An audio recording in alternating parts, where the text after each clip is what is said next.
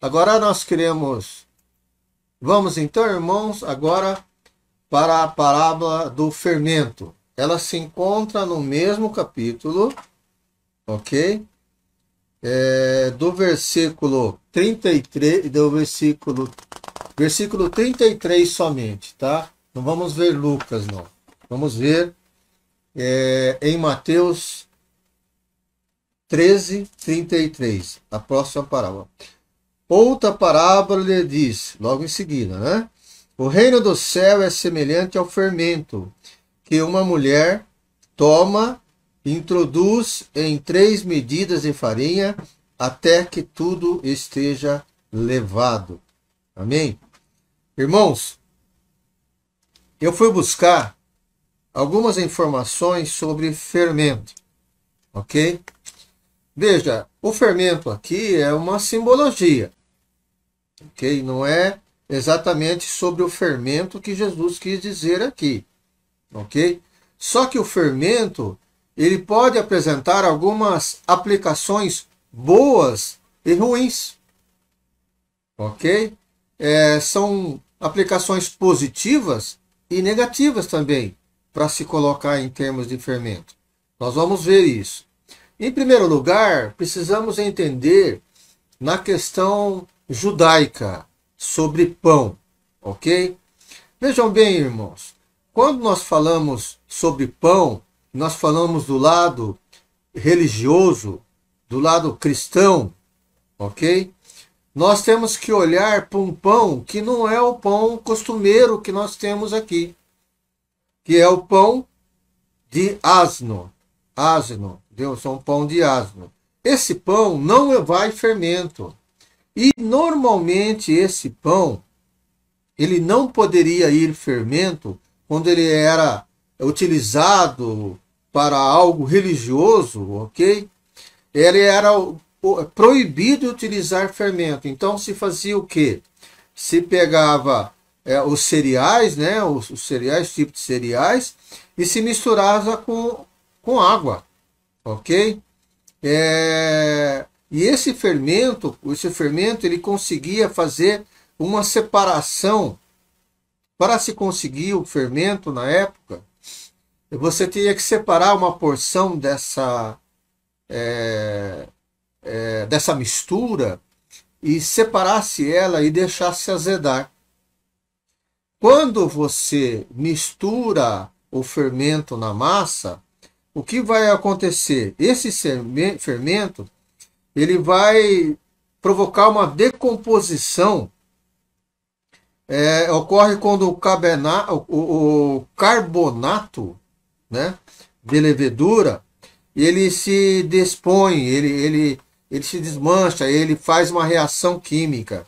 Essa reação química ela eleva não só o volume, como também a temperatura. A dona de casa, os irmãos que já fizeram pão, sabem disso, né?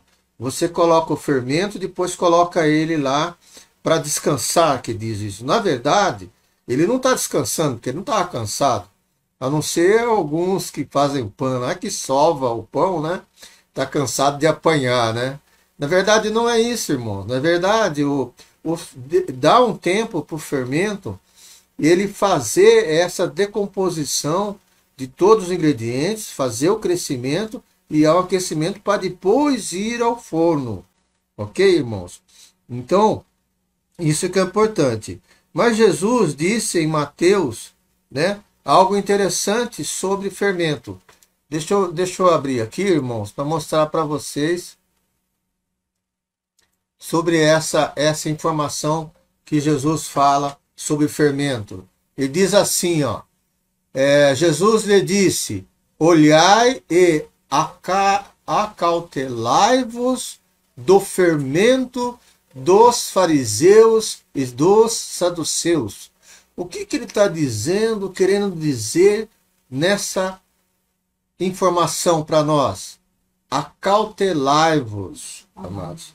Quando ele fala em acautelai-vos, nós precisamos tomar cuidado quando falamos sobre maldade, sobre problemas que esses fariseus, né, e os saduceus provocam. Então, é mais ou menos no sentido do seguinte: você tem que se acautelar em pessoas que têm ideias diferentes, que falam e tentam mudar a sua cabeça, tentam mudar o seu pensamento. Então, isso tem que ter cautela. Você tem que ter cautela para evitar que você seja contaminado. Então, veja que o fermento aí é uma contaminação. Ok? É uma contaminação. E essa influência se torna como se fosse um penetrante do pecado. Então você pode pecar quando você ouve algo que não são pessoas que não devem ser ouvidas. Por isso que ele fala para os discípulos: acautelai-vos, tome cuidado, porque essas pessoas não têm ideias suficientes, né? E aí, nessa época, inclusive, até uma outra informação, a época da Páscoa, era vedado, era proibido até, irmãos, de ter fermento em casa. Só para vocês terem uma ideia como era rígido a situação em relação a isso. Amém? Então nós vemos também que em Marcos 8,15, Jesus se refere a Herodes. Diz assim, ó: e Jesus ordenou-lhes, dizendo: olhai, aguardai-vos do fermento dos fariseus e do fermento de Herodes. Mais uma vez, uma posição negativa. Ok, irmãos? Uma posição negativa em relação ao fermento. Então, são posições que nós colocamos, né, irmãos? Deixa eu colocar de volta aqui a referência. Que a gente vê em relação à situação negativa com relação ao fermento. Agora, vamos ver o que Paulo fala com relação ao fermento. Vamos ver.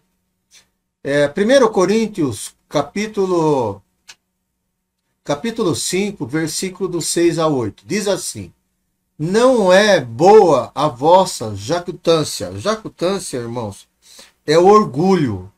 Não é bom do seu orgulho.